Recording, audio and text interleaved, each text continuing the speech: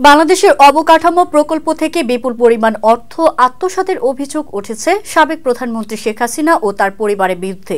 অভিযোগের তদন্তে নাম এসেছে শেখ হাসিনার বোনের মেয়ে ও যুক্তরাজ্যের ক্ষমতাসীন লেবার পার্টির মিনিস্টার টিউলিপ সিদ্দিকেরও। এই ঘটনায় যুক্তরাজ্যে তাকে জিজ্ঞাসাবাদ করেছেন দেশটির কর্মকর্তারা। মূলত দেশটির মন্ত্রিপরিষদ অফিসের ন্যায় এবং নৈতিকতা দল তাকে এই জিজ্ঞাসাবাদ করে।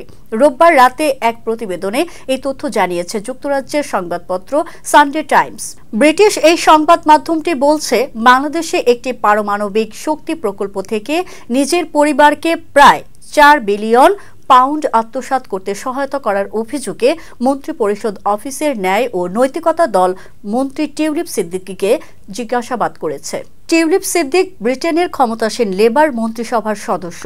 তিনি economic secretary to the treasury and city minister হিসেবে দায়িত্ব পালন করছেন। তার কাজ যুক্তরাজ্যের অর্থ বাজারের ভেতরের দুর্নীতি সামাল দেওয়া। তবে টিউলিপ সিদ্দিকের বিরুদ্ধে তার খালা ও বাংলাদেশের সদ্য ক্ষমতাচ্যুত সাবেক প্রধানমন্ত্রী শেখ হাসিনাকে বিদ্যুৎ কেন্দ্রের জন্য রাশিয়ার সাথে একটি দুর্নীতির চুক্তিতে সাহায্য করার অভিযোগ রয়েছে। অভিযোগ অনুযায়ী রূপপুরের এই প্রকল্প থেকে 390 কোটি পাউন্ড সরিয়ে নেয় শেখ হাসিনার পরিবার ও তার মন্ত্রীরা।